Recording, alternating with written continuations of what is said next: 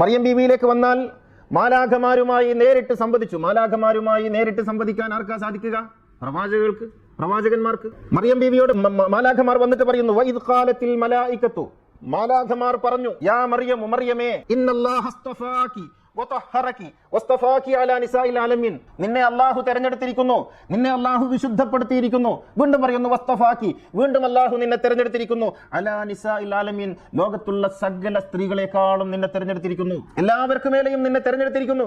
ഇസ്തഫ എന്നുള്ള വാക്ക് പ്രവാചകന്മാർക്കാണ് പറഞ്ഞിരിക്കുന്നത്. ഇന്നല്ലാഹ അസ്തഫ ആദമ വനൂഹൻ വആല ഇബ്രാഹീമ വആല ഇമ്രാന അലൽ ആലമീൻ.